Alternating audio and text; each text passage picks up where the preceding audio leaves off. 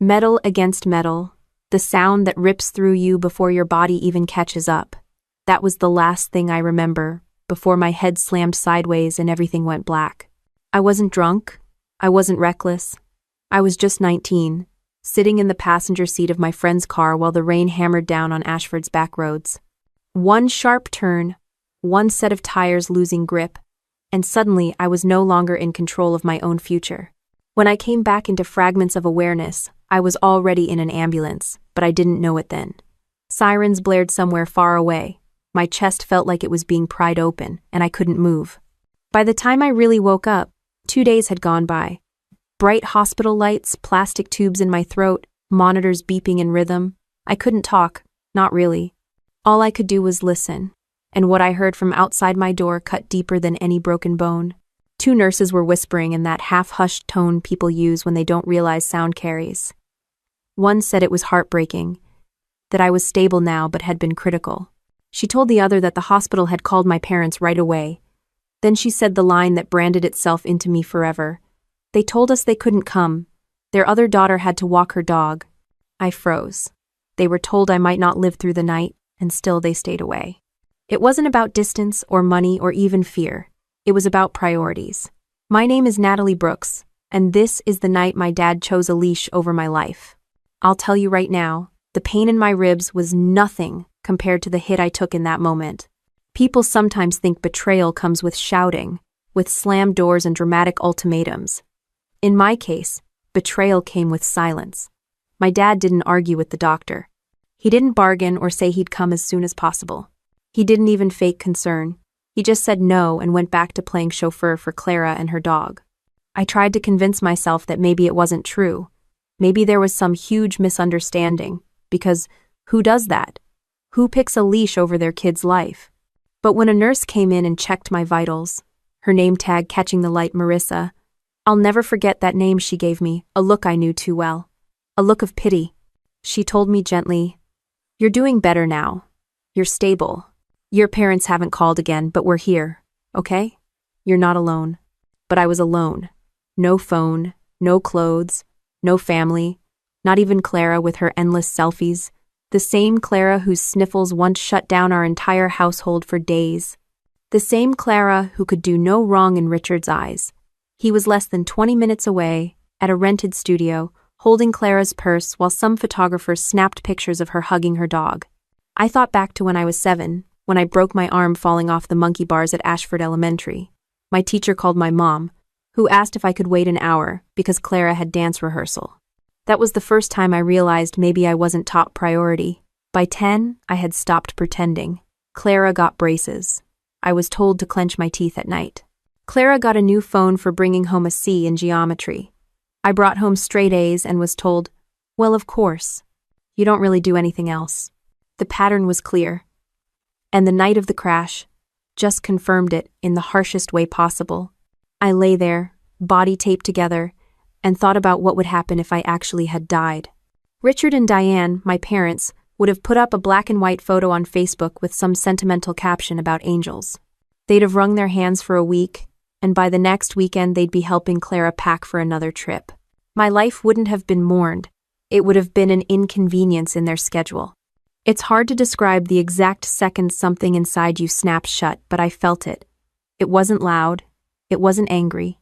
It was final. By the 5th day, I had stopped checking the door. The staff knew not to ask anymore. When Marissa told me I'd be discharged soon, she asked one last time, "Do you want us to call them?" I shook my head. In that moment, I realized I wasn't just surviving an accident. I was surviving them. The pen felt awkward in my hand, my fingers still stiff from IV tape and bandages. The nurse had given me a notepad when I gestured for something to write with. I sat upright in the hospital bed, pillows tucked tight behind me, staring at the blank page like it was waiting to carry the last trace of me out of that building. I wasn't sure at first if I wanted to write anything at all, but words started pushing through me, not calm or thoughtful, just raw, like a dam cracking. I didn't begin with "Dear Mom and Dad." They weren't owed that kind of courtesy. I started with my name so there would never be confusion about who said it. "My name is Natalie Brooks. I am your daughter. And this is the last thing I will ever write to you." The words spilled faster than I could control. I told them I had heard what the nurses said, that I knew they had chosen not to come when I was half dead in a bed less than 20 minutes from home. I told them the excuse was even worse than the absence. Clara's dog.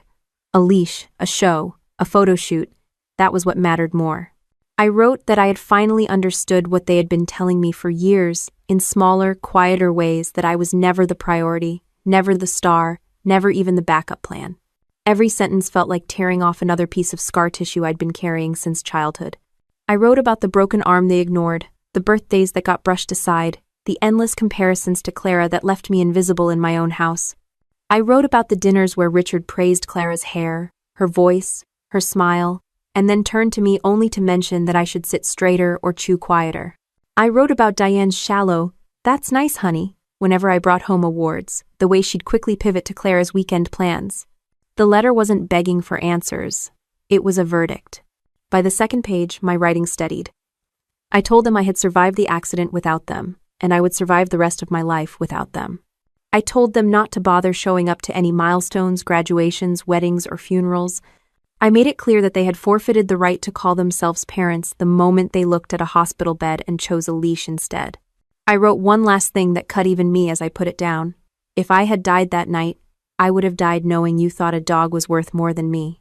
And maybe you're lucky I lived, because now you'll have to sit with that choice for the rest of your lives.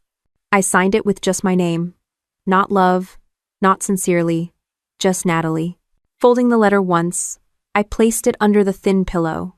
I didn't ask anyone to deliver it. I didn't care if they found it a day later or a year later. I just wanted the truth out in the open, written down in my own hand, so no one could rewrite it later. The next morning when they discharged me, I carried nothing but the clothes a volunteer had dropped off. Jeans a size too big, a plain gray hoodie, cheap sneakers. My bruises ached with every step, but the letter in that pillow felt heavier than all of it. Walking down the sterile hallway, no one waiting at the end, I felt oddly calm. Family is just a word, and words only matter if the actions back them up. At the apartment, I shut the door behind me and leaned against it for a long moment. I wasn't going back to Richard's house. That wasn't home anymore. Home was wherever I could exist without being second place to a dog. I sat on the couch, ribs burning, and thought about the letter under that pillow. It wasn't closure. It wasn't healing. It was a line in the sand. For once in my life, I wasn't asking them to notice me. I was telling them they never would again. The apartment was quiet enough that I could hear the hum of the refrigerator. I lay there on the couch for hours, staring at the ceiling, thinking about how close I had come to not existing at all. My body felt stitched together with pain, but my mind was clearer than it had ever been. The accident hadn't just broken bones, it had broken whatever tie was left between me and the people I used to call family. I stood up slowly, holding my ribs, and started gathering the little I owned. A couple of duffel bags, a backpack, some clothes. Everything I had left could be carried in 2 hands. It struck me how light my life was, how little I had accumulated, and how even lighter it would feel once I stopped dragging the weight of Richard and Diane behind me. On the kitchen counter sat an unopened envelope from them. Clara's handwriting, bubbly and cheerful, stretched across the front. For a second, I almost opened it. Curiosity is stubborn. But then I remembered lying in that hospital bed, the words about the dog echoing in my ears, and I dropped the envelope straight into the trash. Whatever it said wasn't for me. It was probably an excuse, or worse, a denial. I wasn't interested in either. Walking through the town the next day, I noticed things differently. The diner on the corner where Richard used to take Clara after her events, the park where Diane posed with her during photo shoots, the high school football field where my name was never announced over the loudspeaker. Ashford wasn't home. It was a stage where I was cast as the extra, and I was finished playing the part. I stopped at a small coffee shop with chipped mugs and a chalkboard menu. The barista, a guy about my age with a messy bun, asked what happened when he saw the bruises on my face. I just said, "Car accident." He nodded, didn't press, and slid the cup across the counter. That simple silence meant more to me than any of the fake sympathy my parents ever offered. Over the next few weeks, I avoided Richard's house entirely. There were texts at first, short ones, like, "How are you?" or "Clara's worried." I didn't answer. Then came a longer one from Diane, insisting that they hadn't known how bad the accident was. I left that unread. Because they did know. The nurses told them. And even if they hadn't known the exact details, they knew enough. They just didn't care enough. I started piecing together a life that didn't include them. I took on extra shifts at a local hardware store. The work was mindless stocking shelves, helping customers carry wood to their trucks, but it paid the rent and kept my body moving. I liked the smell of sawdust and paint better than the sound of Richard's voice anyway. Sometimes, though, the anger boiled up so sharp it almost choked me. I'd be stacking bags of cement and suddenly remember Clara's dog sitting in the back seat of Dad's SUV while I lay in ICU. I'd slam the bags down harder, teeth clenched, sweat soaking through my shirt. People probably thought I was just working hard, but really, I was trying to unload years of being second place. At night, I'd sit at the small table in my apartment and write. Not to them, never again. To them, but to myself. Pages of messy handwriting. Stories of every slight I had swallowed, every bruise that wasn't on my skin. It wasn't polished or poetic, just raw.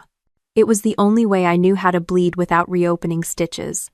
A month after the accident, I walked past Clara in town. She was dressed in a neon workout set, holding the golden retriever's leash.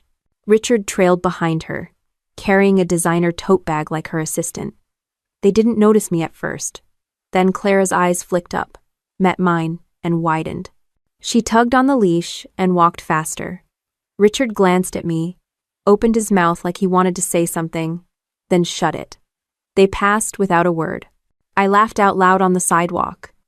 Not because it was funny, but because it was pathetic. They couldn't even face me. The truth had finally flipped the roles. I wasn't the one being ignored anymore. They were the ones running. By spring, my ribs had healed enough that I could jog again. I ran through the back roads, lungs burning, legs heavy, but the pain felt like proof. One night, sitting at my desk, I looked up military enlistment online. I wasn't drunk, I wasn't desperate, I was clear-eyed. I wanted out, and I wanted purpose. The idea didn't come from some recruiter speech or patriotic movie, it came from the simple fact that I needed a family that was chosen, not inherited. I printed out the forms, filled them in, and tucked them under my pillow the same way I had left the letter back at the hospital. Both pieces of paper were declarations. One said goodbye. The other said let's begin. The bus station smelled like burnt coffee and old carpet. I sat on the plastic bench with my duffel bag at my feet, the enlistment paperwork folded neatly inside. It was the first time in years I felt like I was moving towards something instead of away from it. Nobody came to see me off. No hugs, no last-minute advice. No, we'll miss you. Just me, a ticket, and the buzz of fluorescent lights. And honestly, that felt cleaner than the half-hearted goodbyes I'd grown up with. When I first walked into the recruiter's office a month earlier, the guy behind the desk looked me up and down like he was measuring whether I could hack it. Sergeant Martinez's stocky, sharp haircut, the kind of confidence that filled the room before his voice even did. He leaned back in his chair and asked, "So, Natalie, why the Army?" I didn't give him the polished answer he probably expected. I just said, "Because I need to be somewhere. My name means something." He studied me for a second, then nodded. No pep talk, no sales pitch, just paperwork slid across the desk and a date circled in red. That date had arrived. On the bus ride to the processing station, I pressed my forehead to the window, watching the town shrink behind me. Ashford's diner, Ashford's school, Ashford's neat little streets where everyone knew who Clara Brooks was, but nobody cared much about Natalie. I wasn't running away. I was shutting the door. The Army wasn't going to be easy. I wasn't stupid enough to believe that, but it was going to be mine. At the processing center, everything was about efficiency. Strip down, stand in line, raise your arms, answer questions, sign here. Doctors poked and prodded, asking if I had ever broken bones. I almost laughed at that. Broken bones, broken trust, broken families, I could have written a book. But I just said, "Yeah, ribs. Healed fine." They checked the chart, stamped the paper, and moved me along. When they handed me the uniform for the first time, folded and stiff, it felt heavier than any clothes I'd ever worn. It wasn't fabric. It was a commitment. I ran my hand over the name Patch Brooks. For a split second, it made me flinch. That name wasn't something I wanted to carry. But then I realized it didn't belong to Richard or Diane anymore. It belonged to me. They might have given it, but I was the one about to redefine it. The other recruits around me buzzed with nervous chatter. I kept quiet. That night in the barracks, lying on a stiff mattress under buzzing lights, I thought about how far I'd come in just a few months. From a hospital bed, alone and discarded, to here on the edge of something no one in my family had ever done. Richard had once said, "The military's for people with no options." Maybe that's why it felt so right. I didn't need their options. I was building my own. The next morning, when the bus pulled into Fort Jackson, the drill sergeant stormed on board like thunder, shouting, barking orders, making everyone scramble. Some kids froze. Some laughed nervously. I moved fast, not because I wasn't scared, but because fear wasn't new to me. "Move, Brooks! Move!" one of the drill sergeants yelled as I hustled off the bus. His voice cut sharp, but instead of shrinking, I felt a spark. For once, someone was yelling my name because it mattered where I stood, not because I was in the way. The days that followed blurred into sweat, mud, and commands barked at full volume. My body screamed with every push-up, every sprint, every climb. I had something to prove, not to Richard or Diane, not even to Clara, to myself. That I could carry weight, that I could endure, that I could outlast. There was no golden retriever stealing the spotlight here. No favorite child. Just exhaustion and grit. In the mess hall one evening, sitting with a tray of mystery meat and mashed potatoes, one of the other recruits, Jenkins from Ohio, asked why I enlisted. Most people gave answers about college, money, or family tradition. I looked at him and said flatly, "Because no one's ever expected anything from me. I figured I'd surprise them." He smirked, like he thought it was a joke. I wasn't joking. The letters from home started trickling in for the others. I didn't get any. At first it stung, but then I realized something important. Silence was its own kind of freedom.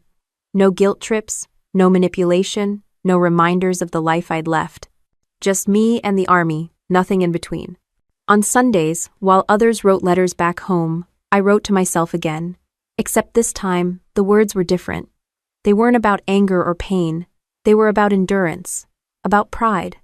By the time the first month passed, I could feel it happening, something shifting inside me. The girl who had walked into that hospital broken and discarded was dissolving. What was taking her place was stronger, sharper, and harder to ignore. One morning during a run, rain pounding against our backs, the drill sergeant screamed at us to keep moving. Somewhere between one step and the next, I realized I wasn't thinking about Ashford anymore. I was thinking about me.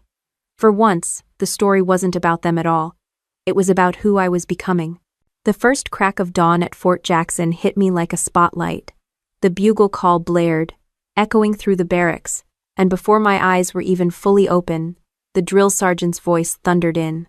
"On your feet! Move! Move! Move!" Boots slammed against the floor, bunks rattled, and I shot up with my heart pounding. Sleep was a luxury, and here it was stripped down to the bare minimum. We had minutes, less than minutes, really, to get dressed, make our bunks tight enough to bounce a quarter, and stand outside in formation.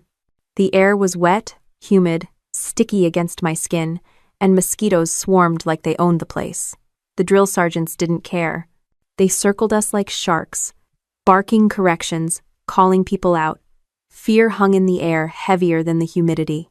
That first week felt endless. Push-ups until arms gave out, sit-ups until abs felt like tearing, sprints until legs turned rubber. People broke. Some cried. A few whispered about wanting to go home. But home wasn't an option for me. Ashford wasn't waiting with open arms. It was waiting like a trap. Compared to that, even the mud and the shouting felt like freedom.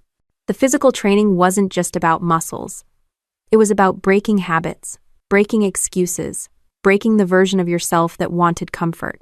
One morning, after collapsing halfway through a long run, I forced myself back up and kept moving, lungs screaming.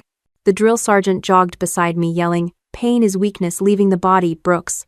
I wanted to spit back. That pain had been my only company for years, but I kept running, step after step, until my body gave in to the rhythm instead of the resistance.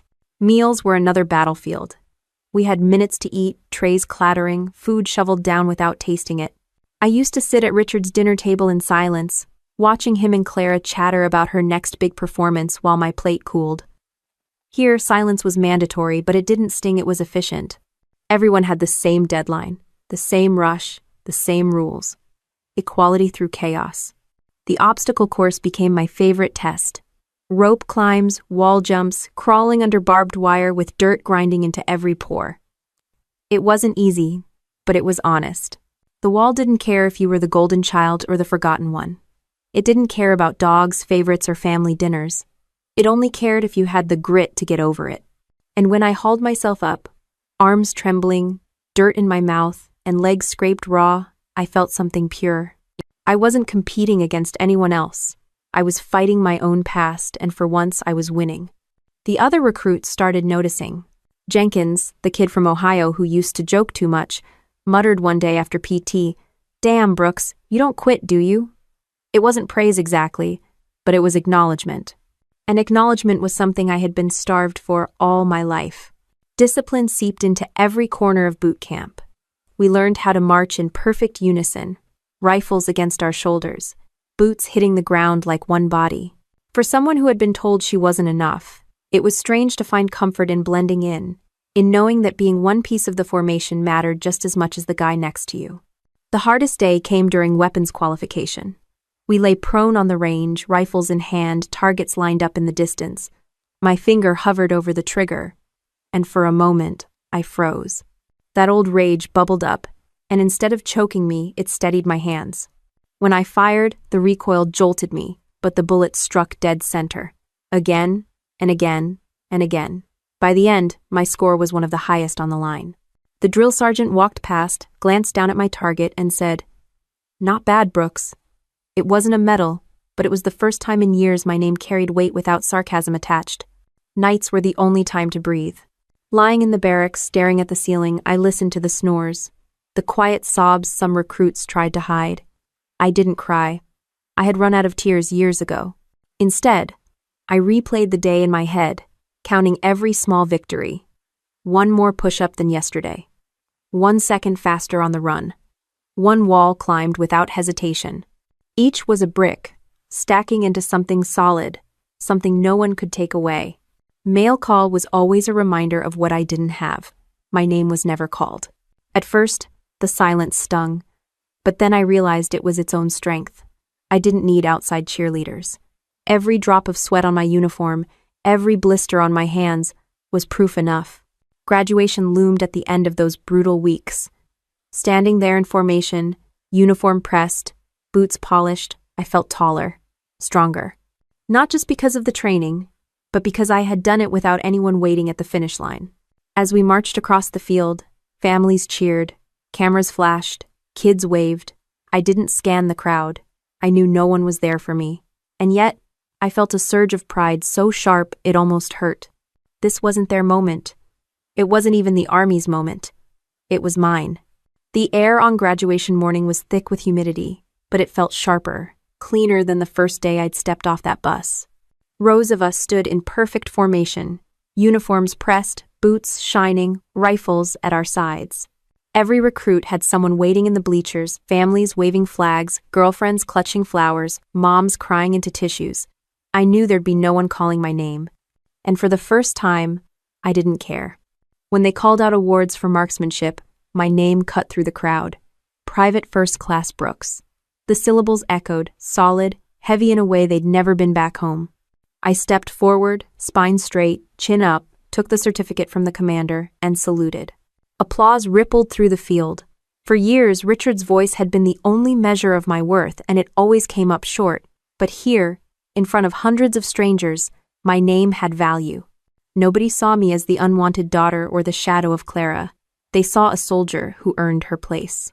After the ceremony, other recruits melted into embraces. I headed back to the barracks with my duffel slung over my shoulder. Jenkins jogged up, clapping me on the back. "Hey, Brooks. Hell of a shot on the range. You gonna celebrate?" I smirked. "With what? A protein bar and lights out?" He laughed, shaking his head. "Nah, man, I mean celebrate yourself. You earned it." Then he peeled off to hug his folks, leaving me alone again. But instead of the old sting of being left out, I felt something else. I didn't need a witness. I could carry my own damn pride. That night, I opened my notebook. I wrote, "Today, my name stood on its own. Today, Nobody chose a dog over me. Today, I chose me. Deployment orders came faster than I expected. Afghanistan. The word hung heavy in the air when the sergeant briefed us. Some kids looked nervous. I didn't flinch. After a lifetime of waiting for someone else's approval, the idea of being shipped across the world felt less intimidating than another day in Ashford. Before we left, there was one final training exercise. It was hot, muddy, miserable, with smoke grenades clouding the air and simulated rounds cracking overhead. We had to move as one, cover each other, drag the wounded to safety. My squad leader froze halfway through, disoriented by the noise. Instinct took over. I grabbed him by the vest, barked orders, and pushed us through the smoke. We crossed the finish line covered in mud, gasping for air, but intact. The drill sergeant gave me a look I'd never forget. Half respect, half warning. "Brooks, you got a loud mouth when you need it. Don't waste it." It wasn't exactly a compliment, but it lit something in me. For the first time, I wasn't just following. I was leading. On the flight over, the hum of the engines filled the silence. Some soldiers dozed, some stared at photos tucked into helmets. I had no photos, no keepsakes, just the weight of my rifle and the certainty that for once in my life, I wasn't anyone's afterthought. I was exactly where I was supposed to be. When we landed in country, the heat hit like a wall. We loaded into trucks, bouncing along roads that barely deserved the name. The landscape stretched barren, but the tension was thick. Every soldier knew the mission was real now. That first night, lying on a cot inside a tent lit by a single lantern, I stared at the ceiling again. But instead of running through failures or family arguments, I ran through my victories. The range, the field exercise, the recognition. Step by step, I had clawed my way from forgotten to forged. And as the sounds of the bass settled around me, I realized something simple but powerful. My story didn't belong to Richard, or Diane, or Clara, or anyone else anymore. For the first time, it belonged to me. The first mission hit harder than the jet lag ever could. The heat in Afghanistan wasn't just hot, it clawed at your skin, baked the inside of your lungs, and left a layer of grit on everything. The trucks rattled down narrow roads, and every bump felt like it might be the last if a roadside bomb decided to make its point. We rolled into a village at dawn, rifles ready, eyes scanning rooftops and alleys. Kids peeked around corners, wide-eyed, barefoot. The line between civilian and enemy blurred faster than the horizon in that dust. The first firefight came a week in, an ambush on patrol. 1 minute it was quiet, the next the air tore open with gunfire. Dirt sprayed, adrenaline surged, and instinct drowned out fear. I dropped to the ground, returned fire, and kept my eyes on Jenkins, who was pinned behind a crumbling wall. Without thinking, I bolted, dragged him out by his vest, and hauled him to cover. Bullets snapped overhead, close enough to taste. After the fight, Jenkins clapped me on the shoulder with a shaky grin. "Brooks, you're out of your damn mind." I smirked back. "Takes one to know one." The truth was, for the first time, my recklessness saved someone. Back home it just got me grounded or yelled at. Here, it kept people alive. Life in deployment was measured in small victories and constant tension. Meals were a blur of powdered eggs and instant coffee. Sleep came in fragments. But even in the exhaustion, I felt sharper, more alive than I ever had sitting at Richard's table watching Clara soak up his pride. The platoon became my family in ways the Brooks never had. We joked in the dirt, argued over rations, covered each other's backs without hesitation. The bonds were forged in sweat and blood, not in empty promises. One night, after a long patrol, Jenkins tossed me half a melted chocolate bar from a care package. "Closest thing to heaven out here," he said. I laughed, broke it in half, and handed it back. "I don't need heaven, I've got you idiots." It wasn't poetry, but it was the truth. The hardest part wasn't the fighting. It was the waiting. Hours spent staring into the desert, knowing the silence could shatter at any second. I caught myself thinking about Ashford sometimes, not out of longing, but out of comparison. The silence there was suffocating, filled with words unsaid and love withheld. The silence here was dangerous, but at least it was honest. Then came the day that branded itself into me. A convoy escort, routine on paper. We were halfway through the route when the blast tore the world apart. The lead vehicle went up in flames, metal twisting, fire roaring. Smoke choked the air, but through it, I saw one of ours pinned under the wreckage, struggling. No time to think. Just move. I sprinted forward, heat searing my skin, grabbed him by the arms and pulled with everything I had. The flames licked closer, my sleeve singed, but I didn't stop. Another soldier jumped in, and together we hauled him free, dragging him back to safety. My hands shook, my throat burned, but he was breathing. That was all that mattered. Afterward, sitting in the dirt with soot smeared across my face, the medic patched up my burned forearms. The commander walked over, gave me a long look, and just said, "Good work, Brooks." 2 words, clipped and simple, but heavier than any speech Richard had ever given Clara at her recitals. Nights after that, I'd lie awake replaying it. Not the explosion, not the fear, but the moment I pulled him free. That moment was proof. Proof I wasn't disposable. Proof I wasn't invisible. Word spread in the unit. Jenkins started calling me Iron Hands, half joking, half serious. Respect grew not given, but earned inch by inch, scar by scar. One evening, after weeks of patrols, we sat in a circle around a lantern. Jenkins lit a cigarette, passed it around, and said, "You ever think about what home's like right now?" The others grumbled football games, cold beer, hot showers. When it came to me, I just shrugged. Home doesn't mean much if nobody's waiting for you there. They didn't push, didn't pry. They just nodded. Out here, we all knew the world we'd left behind wasn't the same one we'd returned to. And as the lantern flickered, I realized something sharp and undeniable. I wasn't chasing anyone's approval anymore. I wasn't a background character. In this dust, in this fire, I had become necessary. The medal ceremony wasn't grand or glittering. It took place in a dusty tent with folding chairs lined in uneven rows and a podium that looked like it had been hammered together from scrap wood. Still, when my name was called and the Bronze Star was pinned on my chest, the weight felt heavier than the medal itself. The commander spoke about bravery, about risking my life to save another, about quick thinking under fire. The words washed over me like static, because all I could hear in my head was a single truth. No one from Ashford would ever know what this moment meant. The other soldiers were grinning, slapping my back, even Jenkins giving me a crooked salute with a smirk. "Look at you, Iron Hands, all decorated now."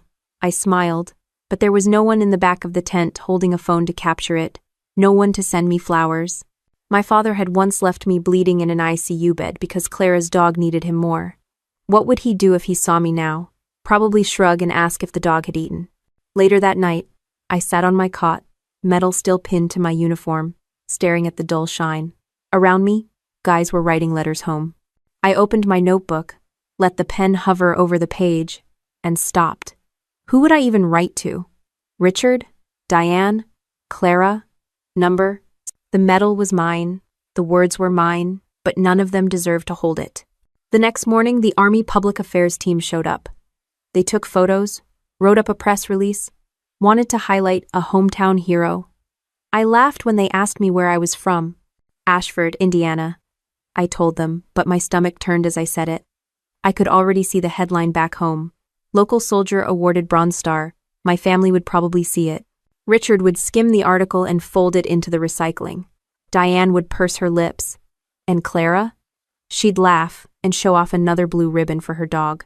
The article did run, weeks later. Jenkins' mom mailed me a clipping. It was short, but my name was bold, my actions listed clearly. I should have felt proud. Instead, I felt like a ghost, haunting the life I'd been erased from. The missions didn't stop, but something shifted in me.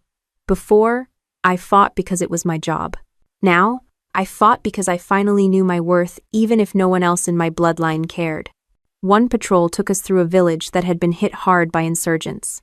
We passed a little boy clutching the remains of a toy truck. He looked at me like I was supposed to fix it. I couldn't, but I knelt, dug into my pack, and handed him a pack of crackers and a canteen. His eyes lit up, just a flicker, and it felt like more recognition than the medal ceremony had. Back at base, Jenkins caught me staring at the medal one night. "Why do you always look like you hate that thing?" he asked. I smirked. "Because a piece of metal doesn't fix anything." He raised an eyebrow. "No, but it reminds the rest of us that we can count on you. That landed harder than I expected. For so long, I'd been unwanted, uncounted. Now, even if my own family didn't give a damn, the people who mattered here trusted me with their lives. That was worth more than Richard's approval could ever be. Weeks later, a reporter from a military paper came through to interview me. At the end, he asked if there was anyone back home I wanted to thank. I paused for a long time, then shook my head. No, I said. Everything I needed, I found here. It was the truth. And saying it out loud felt like cutting the last frayed rope tying me to Ashford. One night, under a sky littered with stars, I lay awake on the roof of a Humvee, Jenkins beside me. He exhaled smoke from a contraband cigarette and asked, "When this is all over, what's the first thing you're gonna do?" I thought about it. I'm gonna buy myself a steak. Big, expensive, cooked just the way I like it, and I won't share it with anybody. He laughed so hard he nearly fell off the truck. But I meant it. Because for once, I wasn't saving scraps of myself for people who didn't care. I was finally ready to keep something for me. The bronze star sat in my footlocker like a secret I didn't know what to do with. One night, after another patrol and another dinner of powdered potatoes, I sat at the base's computer room, staring at the screen. I was supposed to email a report home. Instead, I opened a blank blog page. I didn't plan it. My hands just started moving. I typed about the crash, about lying in the ICU, about how Richard chose Clara's dog over his own daughter. I wrote how I woke up to silence, how I signed myself out and walked away alone. The words poured out raw, no polish, no filter. The title came easy. The night my dad chose a dog over me. I didn't use names, didn't mention Ashford or Brooks, but the details were sharp enough for anyone who knew us to figure it out. I hit publish and sat back, staring at the glow of the screen. A strange calm settled over me. It wasn't revenge, not exactly. It was a release. For years, my family had written me out of their story. That night, I wrote my own. At first, I thought nothing would come of it, but days later, I logged back in, and there were comments. Dozens of them. Strangers writing things like, "I can't believe a parent would do that," and "You deserved better." Some told their own stories of being overlooked. It hit me that I wasn't alone. The blog spread faster than I expected. Other military pages picked it up. Within weeks, thousands had read it. Some praised me for my courage. Some called my dad a monster. The truth was out there, and I didn't feel invisible anymore. Then came the day one of Jenkins' buddies shoved a laptop in my face. On the screen was an article from a national site summarizing my blog. My stomach dropped. The headlines screamed about betrayal, about a father abandoning his soldier daughter. It didn't take long for Ashford to catch wind. Suddenly, Richard Brooks, the man who loved parading his perfect family, had whispers following him to church, to the hardware store, to the diner. I didn't see it firsthand, but I heard enough. A cousin emailed me, "You blew everything up back here. Uncle Richard is furious. Diane won't leave the house. Claire is pretending it's not about her, but everybody knows." Reading that, I should have felt guilty. I didn't. They had chosen silence. I had chosen the truth. The blog didn't just expose them, it gave me my own voice. Of course, not everyone was supportive. One email came from Diane herself. Just one line. "How could you do this to your family?" I laughed bitterly when I read it. I didn't reply. My blog had already answered her. On base, the guys teased me a little, calling me famous. But beneath the jokes there was respect. They knew what it cost to tell the truth. At night, I kept writing. Not always about Richard or Clara, but about the reality of deployment, about the contrast between risking your life abroad and being invisible at home. People responded even more. One night, as I typed under the hum of the generator, I realized something that stopped me cold. I wasn't just venting anymore. I was building a record. A record my family couldn't erase or rewrite. A record that said Natalie Brooks wasn't disposable. And while the desert wind tore at our convoy, I kept thinking back to the glow of that screen, to the comments from strangers who finally saw me. For the first time, their voices mattered more than the silence of the people I once called family. The fallout back in Ashford hit harder than any explosion I'd heard overseas. My blog had spread far beyond a quiet corner of the internet. Local radio stations picked it up, talk shows debated it, and church gossip circles in small towns treated it like Sunday scripture. Even without naming names, it didn't take long for everyone to figure out which father in Indiana had chosen a dog over his soldier daughter. I started getting screenshots from people I barely remembered, posts from community pages, heated comment threads on Facebook. Some defended my father, others tore into him without mercy. "What kind of man abandons his own daughter in the hospital?" one wrote. "And while she was serving our country? Disgraceful." The internet didn't know Richard Brooks personally, but they knew enough. My cousin Melanie, one of the few who ever showed me kindness, sent me a long email. She said Richard couldn't walk into the grocery store without whispers trailing him. Diane skipped church after members started cornering her, demanding answers. Clara kept her head high at the county fair, but everyone noticed how the ribbons for her dog weren't drawing the same admiration anymore. People weren't looking at the dog, they were looking at her, and not kindly. The backlash wasn't just local. A veteran group wrote an open letter condemning families who abandoned their service members, using my blog as the example. My inbox filled with messages from strangers, some offering solidarity, some calling me brave, a few accusing me of airing dirty laundry.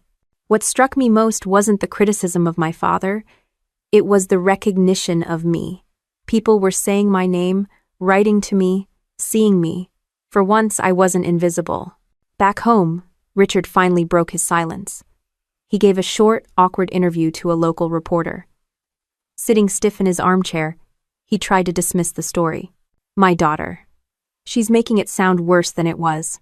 People don't know the full circumstances." His voice cracked just enough to betray his anger. He looked less like a father defending himself and more like a man exposed. I watched that clip 3 times, waiting to feel guilt or pity. I felt nothing. Diane, on the other hand, tried to control the narrative. She posted on Facebook, writing long paragraphs about how family matters should be private, and how Natalie always had a difficult personality. But the comments weren't on her side. People called her out. And Clara? She doubled down on pretending nothing was wrong, but the comments under her posts had changed. "Is that the dog your dad chose over your sister?" No matter how hard she tried to keep up the perfect image, people wouldn't let her forget. The ripple effect was bigger than I imagined. Richard's reputation at work took a hit. For a man who thrived on appearances, the slow unraveling must have felt worse than any punishment. Meanwhile, the army kept rolling forward. Missions, patrols, the grind of deployment didn't pause for family drama, but something was different for me. Every time I shouldered my gear, I carried the knowledge that my words had finally reached further than Richard's silence. There were nights when I wondered if I'd gone too far. But then I thought about that moment in the ICU. That bridge hadn't been mine to burn. Richard had blown it up years ago. The strangest part was how strangers responded. One email came from a woman in Texas. "Your story gave me the courage to stop pretending it didn't hurt." Another from a retired Marine. "Kid, your words hit me hard. Reading your blog made me feel less alone." Each message chipped away at the doubt. It wasn't revenge, not really. It was truth. And truth had a way of clawing through silence until it couldn't be ignored. As weeks passed, I noticed something else. Back home, the Brooks family wasn't just embarrassed, they were unraveling. They wanted to shut me down, to erase my words, but it was too late. And in that loss of control, I found freedom. The auditorium smelled faintly of old wood and coffee, the kind of place where veterans gathered for annual conferences and small-town ceremonies. I had been asked to speak about leadership under fire, something I could talk about with my eyes closed after years in uniform. What I didn't expect was to see them in the crowd. As I stepped onto the stage, adjusting the microphone, my eyes scanned the room, and there toward the middle row, Richard. His stiff posture gave him away before his face did. Diane sat beside him, lips pressed tight, hands clutched in her lap. Clara wasn't hard to spot either, her polished hair and that same stubborn tilt of her chin. For a second, my breath caught. After everything, here they were. I couldn't fathom why they'd come. Was it a final, desperate attempt to intimidate me? Or had they come expecting me to fail, hoping to see me break on stage? Whatever the reason, it didn't matter. They were in my audience now. I started speaking. My voice came steady, trained by years of shouting orders over helicopters and gunfire.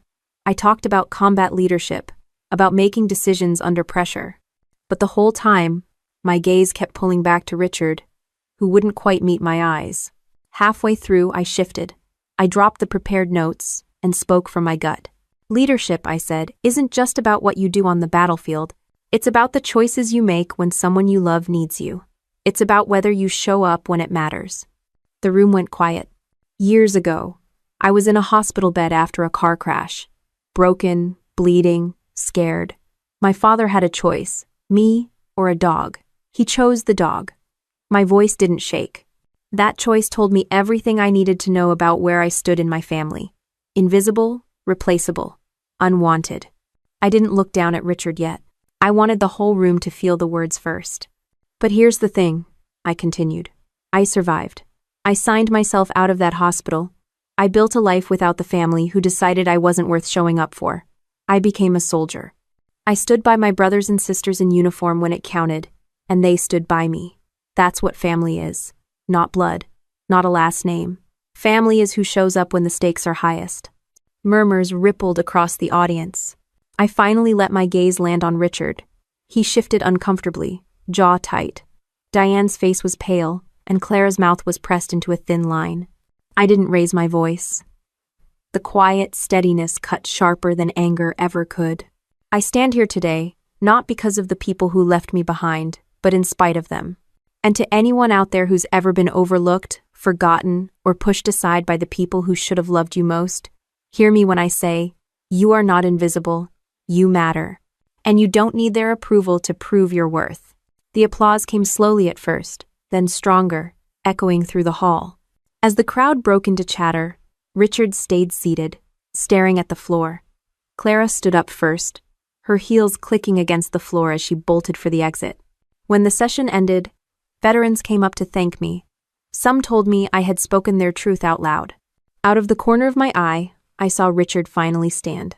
He walked stiffly toward the aisle, avoiding me, his shoulders hunched. Diane followed quickly, keeping her eyes down. Not one of them said a word to me. And I didn't chase them. I didn't need to. I left the auditorium surrounded by strangers, who felt more like family than the 3 people who shared my blood. I had faced them, told the truth, and walked away whole. Walking out of that auditorium, the air felt lighter than it ever had. For years, I had carried the weight of Richard's choice, Diane's silence, Clara's smug superiority. Yet now, standing on the cracked pavement outside that building, I realized the weight wasn't mine anymore. It had shifted back to them, where it belonged. Back at base, life moved as it always did. But I noticed I walked a little straighter. I laughed easier. When people asked me about family, I no longer stumbled. I said, my family is the army. My family is the people who show up. And I meant it. Therapy sessions became less about survival and more about growth. My therapist asked once, do you think you'll ever forgive them? I shrugged. Forgiveness isn't the point. They didn't forget me by accident. They made a choice. And I made mine. I chose to keep living. The blog that had started it all kept circulating. I stopped checking comments, but every so often someone sent me a message saying it helped them walk away from toxic ties. That, more than anything, told me I had done the right thing. Not out of revenge, but out of truth. As for Richard, Diane, and Clara, I heard whispers through relatives. Richard's reputation never recovered. Diane buried herself in excuses. Clara kept parading the dog, but people looked at her differently now. Their world shrank while mine expanded. I didn't need them to admit guilt. I didn't need an apology that would never come. What I had was better, a life unchained from their neglect. I traveled, I served, I grew. My name was on a bronze star, my voice carried in rooms filled with respect, and my story resonated with people I'd never meet. That was enough. The last time I drove through Ashford, it was on my terms. I parked outside the diner where I used to sit alone, ordered a coffee, and didn't feel invisible anymore.